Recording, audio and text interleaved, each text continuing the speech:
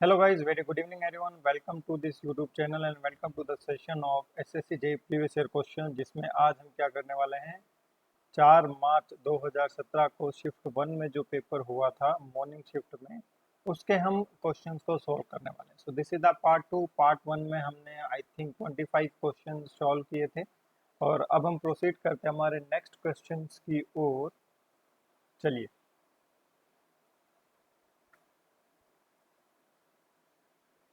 तो ये हमने कर लिया था question I think. Now this is the question number 26 on your screen now. Question को पढ़िए और बताइए इस क्वेश्चन का आंसर क्या होगा। When heat is transferred from one particle of hot body to the another by actual motion of heated particles. यहाँ पे सबसे इंपॉर्टेंट क्या है, actual motion of heated particles. Heated particle का actual motion. Okay, now see, wait for 1 minute. अगर हम बात करते हैं हमारे मोड ऑफ हीट ट्रांसफर की, तो 3 मोड्स ऑफ हीट ट्रांसफर होते हैं जनरली। एक होता है आपका कंडक्शन,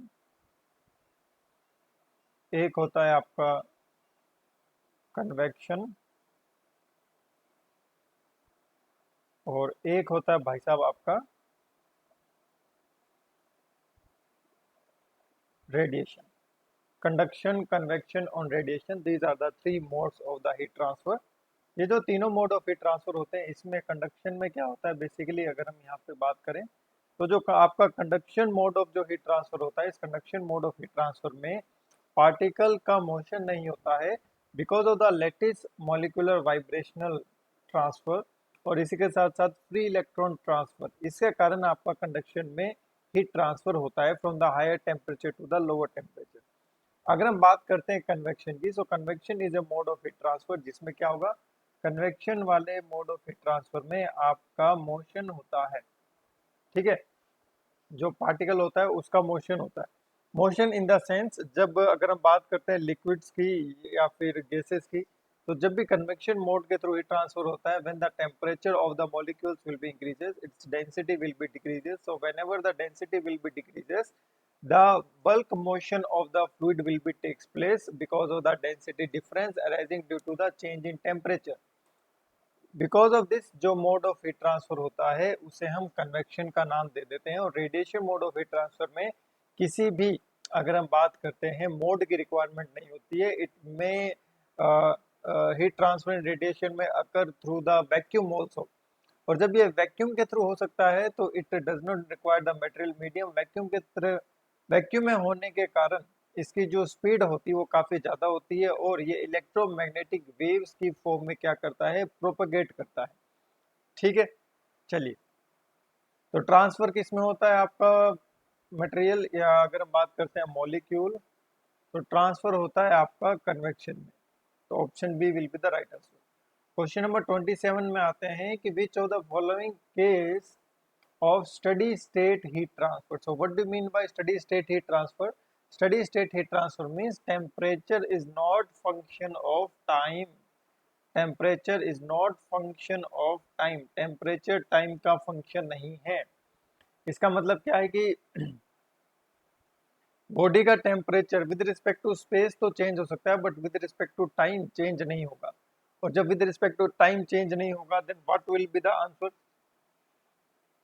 देखिए, आईसी इंजन में temperature with respect to time change होता है। अब सक्शन स्ट्रोक में अलग होता है, कंप्रेशन स्ट्रोक में अलग होता है। उसके बाद अगर हम बात करें पावर स्ट्रोक में अलग होता है। एयर प्री हीटर में भी with respect to the time temperature change होता है। और अगर हम सर्दियों में किसी बिल्डिंग को गर्म करते हैं तो बिल्डिंग को गर्म करते वक्त during the heating of the building, temperature of the building, inside the temperature of the building will be increases and we can say the temperature is changing with respect to time. So कोई भी एक ऐसा case नहीं है जिसमें temperature with respect to time change नहीं हो रहा है, सब में टाइम का फंक्शन है। 28 बताइए, सॉरी, क्वेश्चन नंबर 28।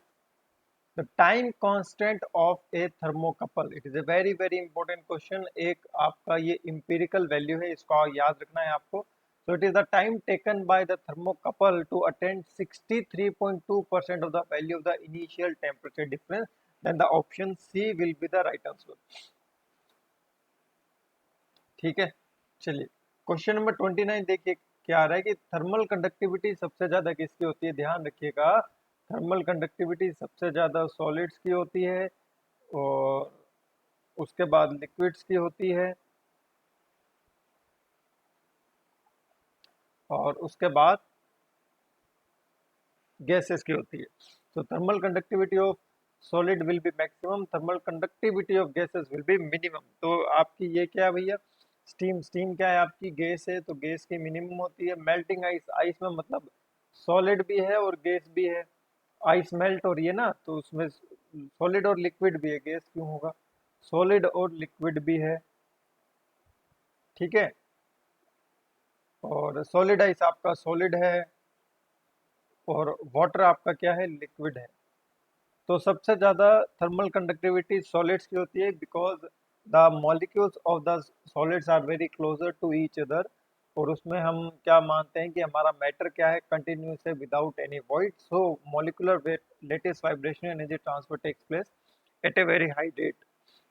चलिए 30 नंबर क्वेश्चन पे आते हैं। क्वेश्चन नंबर 30 है the rate of energy emission.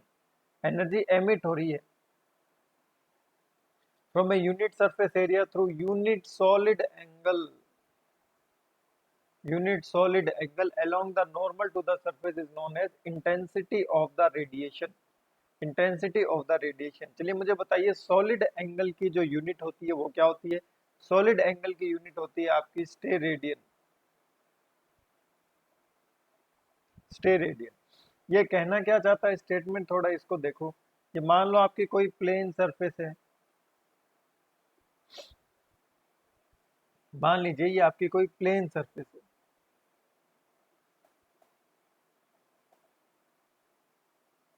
इस प्लेन सरफेस में हम किसी पर्टिकुलर डायरेक्शन में इंटेंसिटी ऑफ रेडिएशन निकालना चाहते हैं। What is the intensity of radiation. Intensity of radiation यहाँ पे हम पर यूनिट सॉलिड एंगल देखेंगे। तो जब हम यहाँ पे पर यूनिट सॉलिड एंगल देखते हैं तो ये आपको इस डायरेक्शन में पर यूनिट सॉलिड एंगल मिलेगा। तो इस हैचिंग वाले एरिया के थ्रू होते हुए, पर यूनिट एरिया के थ्रू होते हुए कितना कितना रेडिएशन एनर्जी एमिट हो रहा है, उसे हम क्या कहते हैं, इंटेंसिटी ऑफ रेडिएशन। ठीक है, इस डायरेक्शन में इस पर्टिकुलर सॉलिड एंगल से होते हुए कितना रेडिएशन एनर्जी एमिट हो रहा है उसे हम क्या कहते हैं, intensity of radiation. So this is I, basically intensity of radiation. इसकी यूनिट क्या हो जाएगी, देखिए the rate of energy. What is energy, rate of energy is अपने ले लेते हैं per unit time watt, from per unit area metre square, from per unit solid angle steradian. ठीक है, तो ये इसकी यूनिट हो जाएगी। चलिए move on to the next question. Question number 31, dynamic viscosity of most of the gases with rise in its temperature. देखिएगा अगर हम बात करते हैं विस्कोसिटी की, तो विस्कोसिटी की बात करते हैं तो हम बात कर सकते हैं लिक्विड्स की, और हम यहाँ बात कर सकते हैं गैसेस की। तो अगर अगर आप टेम्परेचर बढ़ाते हो, if temperature increases viscosity of liquid will be decreases, क्योंकि कोएसिव फोर्सेस डिक्रीज हो जाते हैं। And viscosity of gases will be increases because the increase in the molecular momentum exchange. तो आंसर हो जाएगा आपका option A, with rise in temperature। 32, the resultant of all normal pressure will be act as। मान लीजिए ये आपकी कोई free surface है और इस फ्री सरफेस के अंदर हमने क्या कर रखा है, एक फ्लैट प्लेट डाल रखी है। अब इस फ्लैट प्लेट पर क्या होंगे, डिफरेंट डिफरेंट प्रेशर एक्ट करेंगे। हर पॉइंट पे डिफरेंट डिफरेंट प्रेशर एक्ट करेंगे कुछ इस तरीके से। इधर एक प्रेशर एक्ट करेगा, इधर एक प्रेशर एक्ट करेगा। तो इस फ्लैट प्लेट पर नॉर्मल डायरेक्शन में हर पॉइंट पर एक प्रेशर एक्ट कर रहा है, और इन सभी प्रेशर का, इन सभी नॉर्मल प्रेशर का जो रिजल्टेंट होता है, जो एक्ट करता है, जो रिजल्टेंट होता है वो एक्ट करता है through the centre of pressure,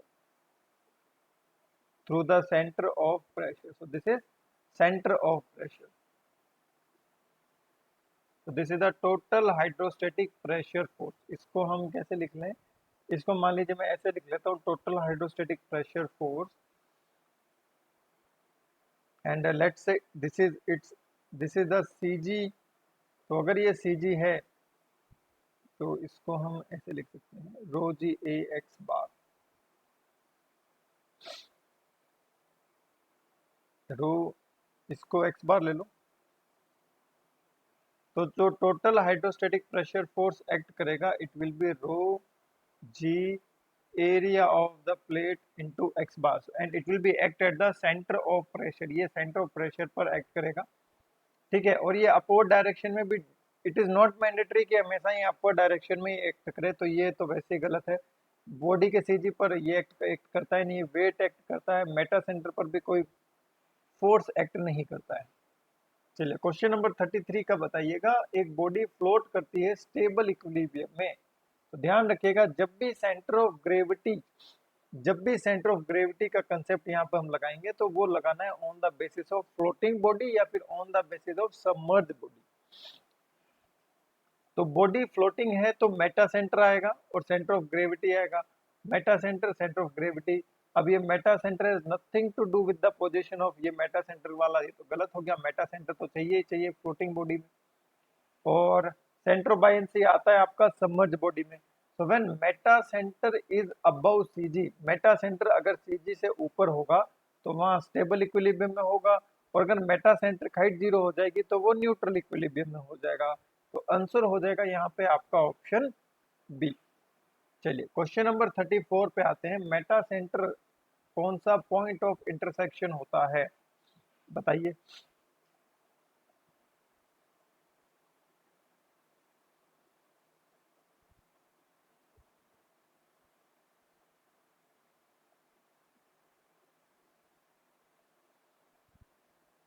mid point between CG and centre buoyancy, ये तो गलत हो गया, और अगर ये गलत हो गया तो ऑप्शन डी नहीं होगा, ऑल ऑफ दीज नहीं होगा। देखो, अब वर्टिकल अपवर्ड फोर्स पूरी डेफिनेशन क्लियर यहाँ पे नहीं है। Buoyancy force, this is net vertical upward force acting on the body when it displaces some liquid, it displaces some fluid in the space. Centre line of the body, ये भी आपका match हो रहा है, तो आंसर हो जाएगा आपका ऑप्शन बी। जी, अब अगर बॉडी फ्लोट करती है तो उस पर कौन कौन से फोर्स कार्य करते हैं? बायन्सी फोर्स कार्य करते हैं और ग्रेविटी फोर्स कार्य करते हैं, मेन इंपॉर्टेंट फोर्सेस है। हालांकि हालांकि उस पे इनर्शियल फोर्स भी होगा if you displace that body with some inclination angle, अगर आप उसको डिस्टर्ब करते हो तब भी। ये जो प्रेशर है ना, जो उस फ्लोटिंग बॉडी पर एक्ट कर रहा है, इसी प्रेशर के कारण ही बायन्सी फोर्स पिक्चर में आता है। इसी प्रेशर के कारण ही बायन्सी फोर्स पिक्चर में आता है। Buoyancy force is nothing, it is net vertical hydrostatic pressure force acting on the body. तो मोस्ट अप्रोप्रिएट जो टर्म हम यहाँ पे यूज में लिखते हैं, दैट विल बी बायन्सी। चलिए 36 का देखिए। The normal stress is same in all direction at a point. वैसे यहाँ पे नॉर्मल स्ट्रेस की जो बात हो रही है, इसे हम कह सकते हैं is same in all direction, और कोई स्ट्रेस, शियर स्ट्रेस नहीं आ रही है, नॉर्मल स्ट्रेस आ रही है केवल, मतलब शियर स्ट्रेस 0 है। और शियर स्ट्रेस 0 होती है कब होती है, देखिएगा, shear stress is equals to mu into d u upon में d y. So shear stress will be 0 when, दो कंडीशन हो सकती है कि या तो आपका फ्लूइड इनविस्कड हो, और या फ्लूइड्स के लेयर्स के बीच में कोई भी रिलेटिव मोशन नहीं हो रहा हो। फ्लूइड्स अगर आपका इनविस्किड है तो उस फ्लूइड को हम कहते हैं आइडियल फ्लूइड। ऐसा फ्लूइड एक्चुअल में एग्जिस्ट नहीं करता है, तो only when the fluid is frictionless, हाँ ये हो सकता है। Let's check other options. Only when the fluid is incompressible, zero viscosity, when there is no motion between the fluid layer relative to adjacent layer, it is the most important, क्योंकि it is the most correct answer, क्योंकि A option है ideal fluid के लिए valid है, तो हम यहाँ पर एक्चुअल की बात कर रहे हैं। 37,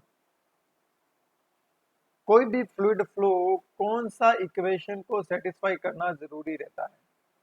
N ideal flow of any fluid must satisfy which equation? Very important question from examination point of view. चलिए बताइए।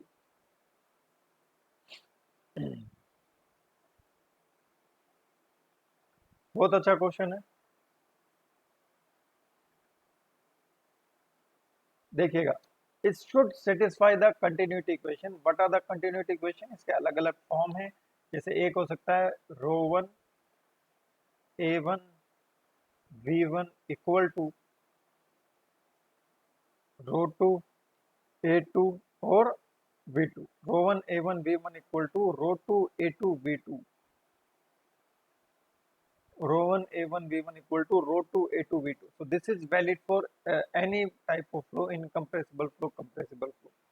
एक इक्वेशन और होती है, ठीक है, कार्टेशियन कोऑर्डिनेट में, जैसे हम लिख सकते हैं do rho u divide by do x, do rho u divide by do x. Generalised continuity equation है ये। डो रो वी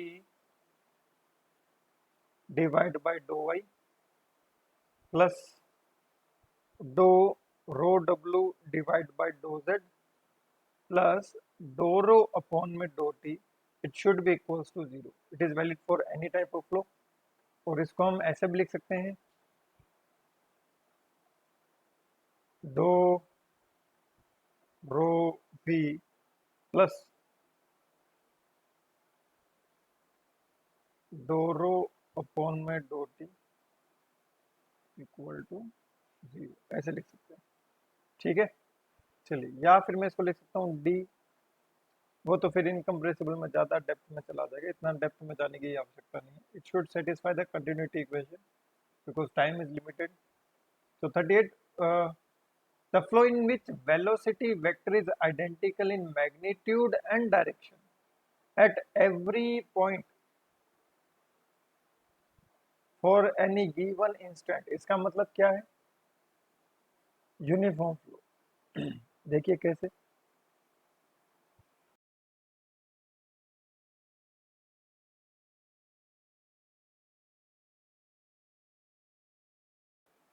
कोई भी दो पॉइंट ले लेते हैं, this is the point one, this is the point two, ठीक है। अब दोनों पॉइंट पर वेलोसिटी की डायरेक्शन सेम है, और अगर दोनों पॉइंट पर वेलोसिटी का मैग्नीट्यूड भी सेम हो जाए, फॉर अ गिवन इंस्टेंट, मान लीजिए अभी क्या टाइम हुआ है,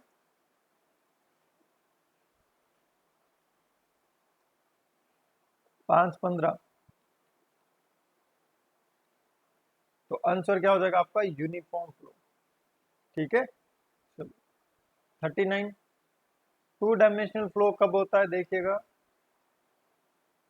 इस डायरेक्शन में भी वेलोसिटी है, इस डायरेक्शन में भी वेलोसिटी है। तो चलिए, direction magnitude of fluid varies at all points नहीं होगा। velocity successive fluid particles at any point is same at successive period। the magnitude direction of velocity do not change from point to point in the fluid। fluid particles move in a plane or parallel planes and the stream lines are identical in each plane। तो option D हो जाएगा 39 का। चलिए 40,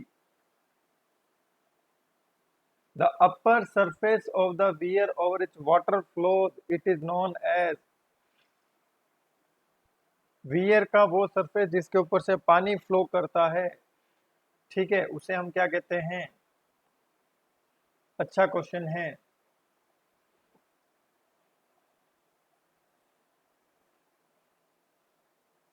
the upper surface of A wear over which water flows taking place it is known as what? सभी लोग उत्तर दें इसका। वैसे मैं आपका जो रिप्लाई है इस वीडियो में नहीं दे सकता हूं because it is a your we can say that premiere video. That's why I am not live this time. So that's why you have to give your answer uh, with honesty in the comment section. तो देखिएगा option C हो जाएगा इसका, still is the right answer. चलिए 41, Navier Stoke equation is valid for laminar flow. ये laminar flow के लिए valid है, और अगर ये लेमिनार फ्लो के लिए वैलिड है तो इसमें विस्कस फोर्स पिक्चर में आ जाएगा, टर्बुलेंट पिक्चर में नहीं आएगा, क्योंकि इसमें फ्लो है आपका लेमिनार फ्लो। तो टर्बुलेंट गया, टर्बुलेंट गया, टर्बुलेंट गया, तो आंसर हो जाएगा आपका ऑप्शन ए। चलिए 42, बर्नौली इक्वेशन किससे डील करती है? What is Bernoulli equation? Bernoulli equation is nothing, it is P1 upon P upon में rho g, we can say that for steady incompressible flow, P upon में rho g plus v square upon 2g plus z, it is equals to constant. So basically it is energy per unit mass, per unit weight, half mv square ना। So this is energy per unit weight, so it is dealing with the specific energy, तो answer हो जाएगा option सी।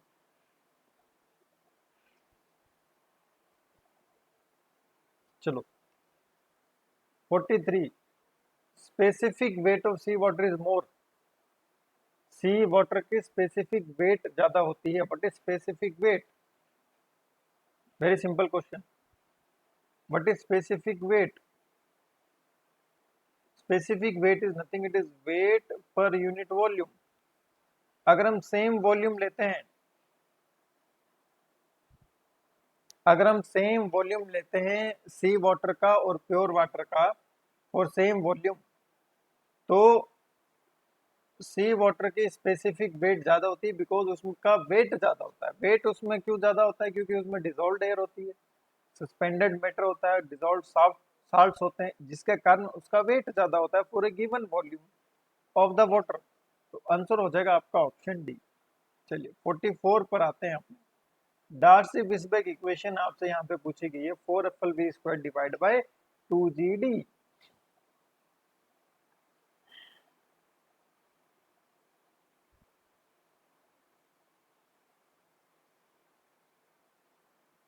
जहाँ पे m क्या है? Area divide by perimeter, ठीक है, वेटेड पेरीमीटर। चलिए m के फॉर्म में निकाल लेते हैं, कोई दिक्कत नहीं है। Darcy Weisbach equation for the head loss in the pipe is, यहाँ पे इन्होंने फ्रिक्शन फैक्टर यूज में लिया है, कोफिशिएंट यूज में नहीं लिया, तो FLV² divide by 2GD।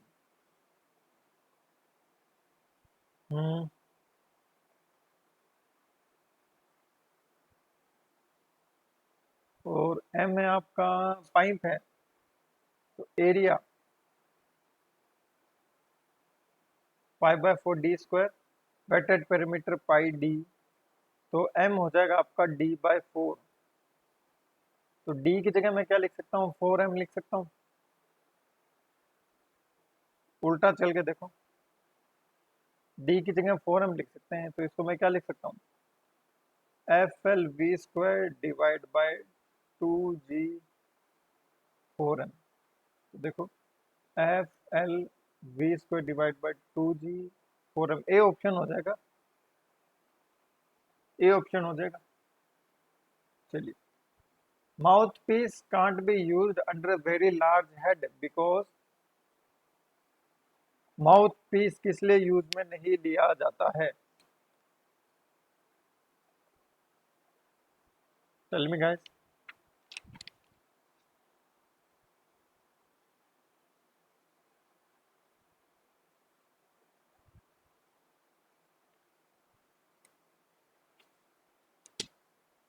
Because cavitation problem हो सकती है वीना कॉन्ट्रैक्टा पे, क्योंकि वीना कॉन्ट्रैक्टा पर वेलोसिटी बहुत ज़्यादा होती है और प्रेशर बहुत ही कम होता है, मिनिमम एरिया वाला सेक्शन होता है। तो 46 पे आइए, for a very high discharge at low pressure, such for flood control irrigation application, flood control के लिए, इरिगेशन एप्लीकेशन के लिए कौन सा पंप यूज में लिया जा सकता है?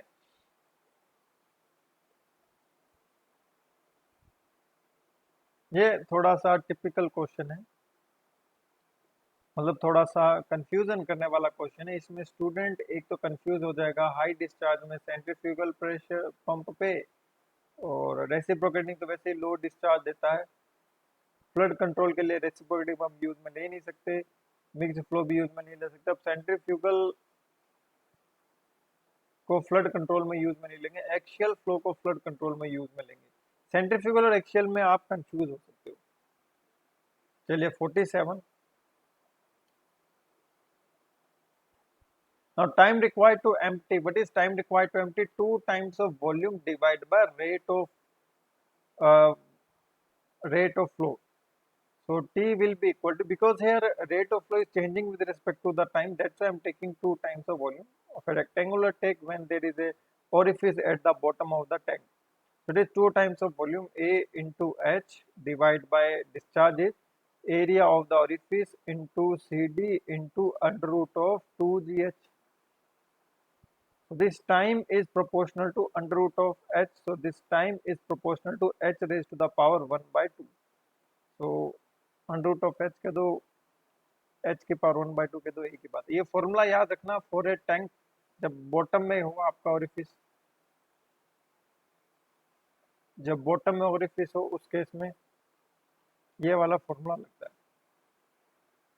और टैंक भी प्रिज्मेटिक टैंक है ना। 48 पे आइए। द हाइड्रोलिक रेडियस पूछा है यहाँ पे in case of A open channel flow with its width is equal to width is equal to, चलिए बताओ।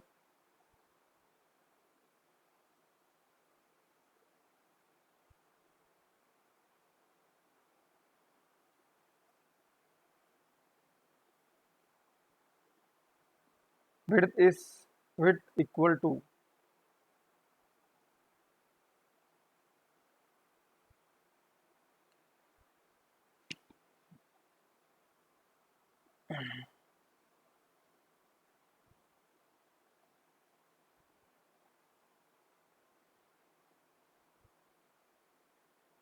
with its great width लिख रखा है ना, तो इसको भी कंसीडर करना पड़ेगा। ग्रेट विड्थ तो बहुत ज्यादा है।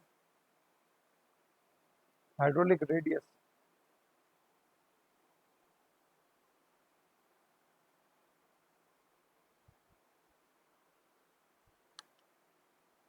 तो हाइड्रोलिक रेडियस क्या होता है आपका m होता है। हम इसे कह सकते हैं area divide by wetted perimeter. तो एरिया तो हो जाएगा b इंटू डी और वेटेड पेरीमीटर हो जाएगा 2 into depth plus width b।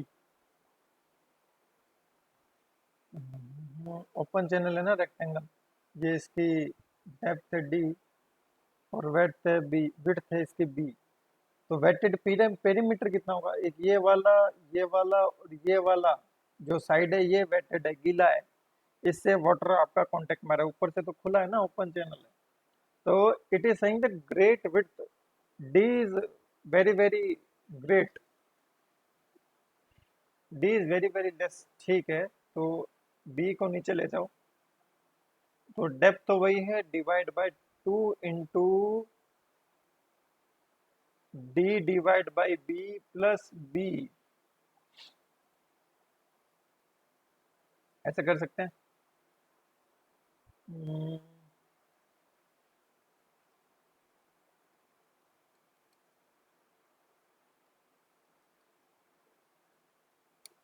और ये तो 1 हो गया। देखिएगा अब देखो यहाँ पे कि बी बहुत बहुत बहुत बहुत बड़ा है डी से, है ना। तो हम कह सकते हैं डी डिवाइड बाय बहुत बड़ी value is almost equals to 0. So we can say that the d divided by 0 plus 1. So we can say the radius is equal to depth. Radius is equal to depth, option A. 48, फिर 39, 49. Runaway speed of a hydraulic turbine is. Hydraulic turbine की runway speed कौन सी speed होती है, sorry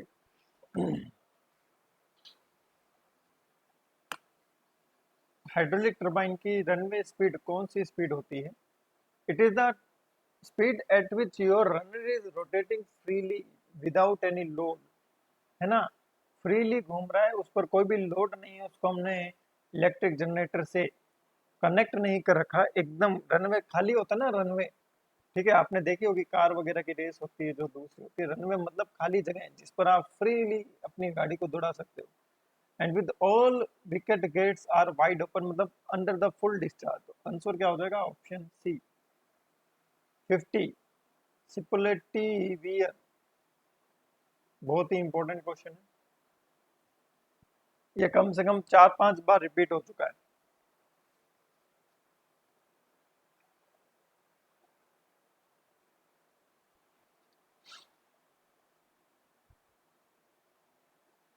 The suppletive wear function as if it were a following notch without end contraction। बताओ। सिप्लोटिव wear वैसे तो trapezoidal होती है, लेकिन इसमें कंडीशन दे रखी है if it were A following notch without and contraction.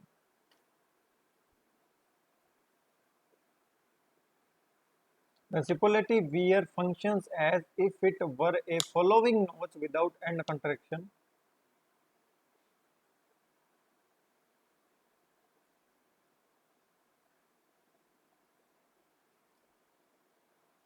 क्या हो सकता है इसका? विदाउट एंड कंट्रैक्शन की अगर हम बात करेंगे then it will be act as a rectangular notch. Most of the student यहाँ पर क्या टिक करके आएंगे? ट्रेपेजोइडल नोच। ये अच्छा क्वेश्चन है। Velocity distribution in turbulent flow, laminar में क्या होता है? लेमिनार में पैराबोलिक होता है,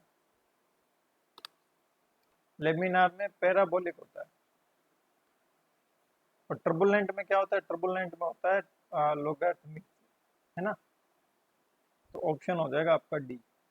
लेमिनार में वेलोसिटी डिस्ट्रीब्यूशन क्या होता है? U will be equal to 1/2 mu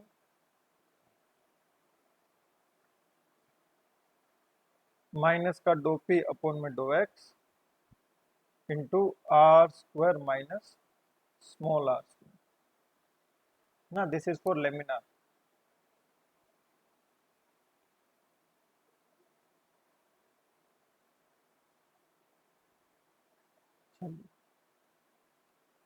When a liquid rotates at a constant angular velocity, तो एक तरीके का लिक्विड रोटेट हो रहा है कांस्टेंट एंगुलर वेलोसिटी से, then fluid particle will move along the curved path, that flow will be known as vortex flow।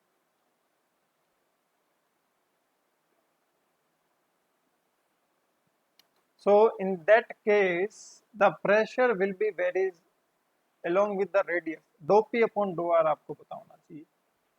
change in pressure with respect to radius, it is rho v square divided by r। तो varies as the square of the radial distance, decreases as the square of the radial distance, increases linearly with the radial distance, varies inversely as the elevation along any vertical line। तो v को क्या लिख सकते हैं? Omega are लिख सकते हैं। तो डो पी अपॉन में do r, angular velocity constant है, तो rho omega square are square divide by r, तो it will be rho omega square r, तो it will be varies as the square of the radial distance. नहीं हो सकता।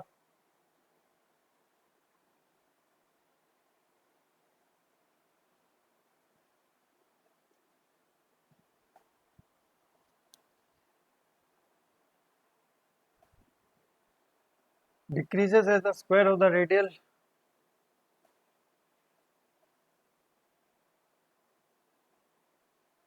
इसका तो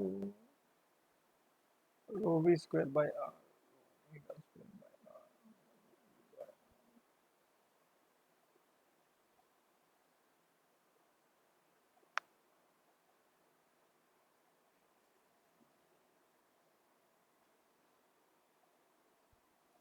चलो एक बार इसको पूरा इंटीग्रेशन करो इसका।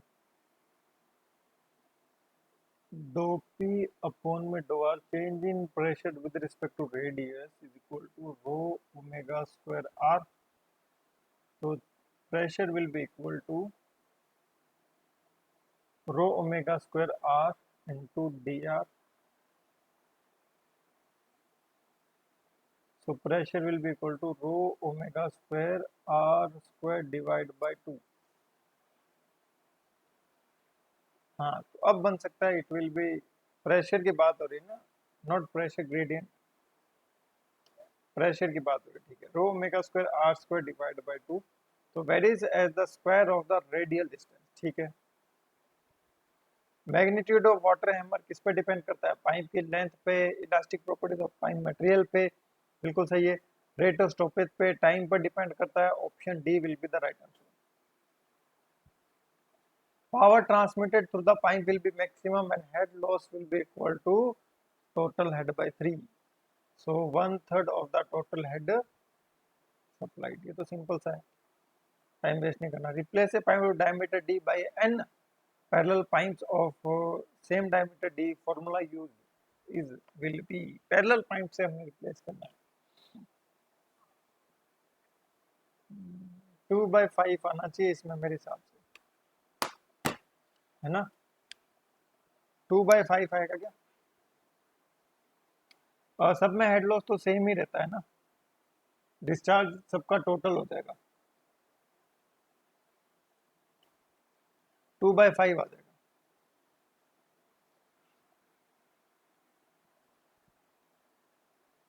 फ्रिक्शनल रेजिस्टेंस किस पर निर्भर नहीं करता है?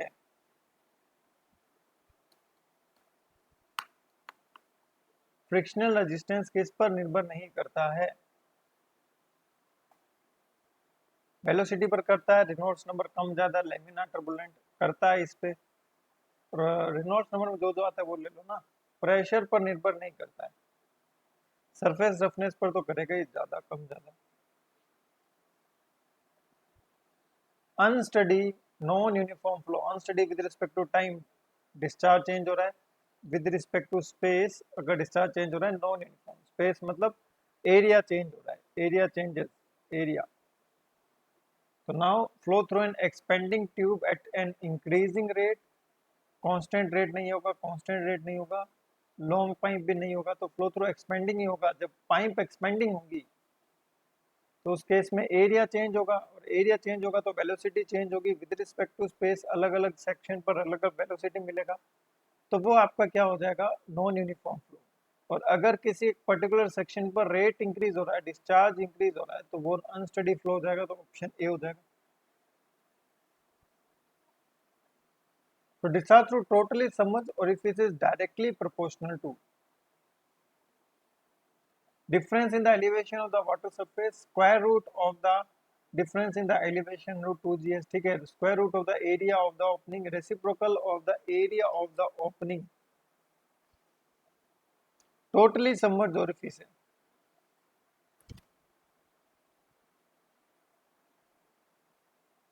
तो अभी जैसे हमने निकाला था डिस्चार्ज बेस से, अगर हम देखें तो ये क्या होता है? CD ओरिफिस का ले लेंगे अपने, into area of the orifice into velocity at the orifice. So velocity at the orifice at a particular instant will be equal to under root of 2gh, एक particular instant पे। So it will be the square root, it will be the square root of the area, तो नहीं होगा, तो यहाँ क्या हो जाएगा? b हो जाएगा आपका एलिवेशन का। 59 देखिएगा,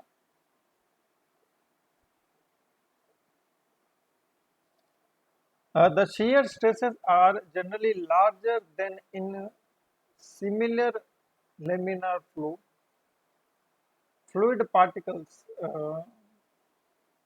टर्बुलेंट फ्लो में शियर स्ट्रेसेस ज्यादा होती है, ठीक है। फ्लूइड पार्टिकल ऑर्डरली मैनर में नहीं जाते, मोमेंटम ट्रांसफर मॉलिक्यूल स्केल पर नहीं होता, question is more effective than momentum transfer, ये नहीं होगा। 59 का ए हो जाएगा आपका। टर्बुलेंट में एडिशनल शियर स्ट्रेसेस आते हैं जिसे हम एडी शियर स्ट्रेसेस बोलते हैं। 60 shear stress in a fluid flowing in a round pipe, shear stress भैया, शियर स्ट्रेस किसके प्रोपोर्शनल होता है? ये होता है माइनस का डो पी अपॉन में डो एक्स इंटू r/2। सेंटर पर 0 हो जाएगा और लीनियर होगा। Shear stress is proportional to radius linearly. Zero at the wall नहीं होगा भाई, ये गलत है। Zero at the centre varies linearly with the radius. Wall पर तो मैक्सिमम होगा, wall shear stress is maximum. C हो जाएगा। 61 देखिएगा। तीन पार्ट में अपने इस सेट का सॉल्यूशन करने वाले हैं। Material which enables to resist the fracture due to high impact load is known as toughness, option D. 62 resilience कब इंपॉर्टेंट होता है? When it is subjected to which type of loading? Combined loading I think so, या फिर shock loading. Combined loading में भी अपने ये नहीं कह सकते स्टैटिक है या डायनेमिक है, तो शॉक लोडिंग कह सकते हैं। डायनेमिक लोडिंग हो जाएगा ये, ठीक है। With respect to time fluctuating stresses उसमें डेवलप होगी।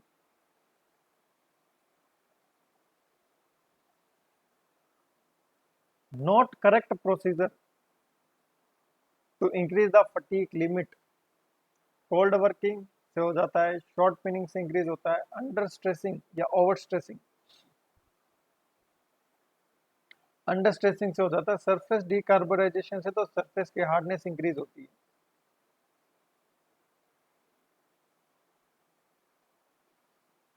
अच्छा, कौन सा रिवेट है बताओ? ये ऐसे ऊपर वाला स्टीपल वाला है, स्टीपल रिवेट है ये, ठीक है। स्नैप कैसा होता है? ऊपर ऐसे होता है, जो नॉर्मल आप देखते हो पैन आपके बॉयलर वगैरह में यूज में अपने लेते हैं। और ये तो एकदम ऊपर स्टीप है ना, और कॉनिकल ऐसे हो जाएगा, ठीक है। Last question of the session, और इसका आंसर आपको कमेंट सेक्शन में देना है, और जिसका आंसर करेक्ट होगा उसको मैं हार्ट दे दूंगा, ताकि आपको पता चल जाएगा कि इसका सही उत्तर क्या है, ठीक है। So the drawing representation shows in the figure given below the welding which is used, fillet welding, weld all around flash, या फिर आपका चिपिंग फिनिश, ठीक है, flush counter. So see in the next session again at the 5 PM tomorrow, जिसमें हम remaining question को solve करेंगे। और ये जो भी हमारा सेट चल रहा है, ये चल रहा है हमारा 4 मार्च 2017 का shift 1, and it is the part 2। Part 3 will come tomorrow. So see you guys, bye bye, take care, love you all. जय हिंद, जय भारत।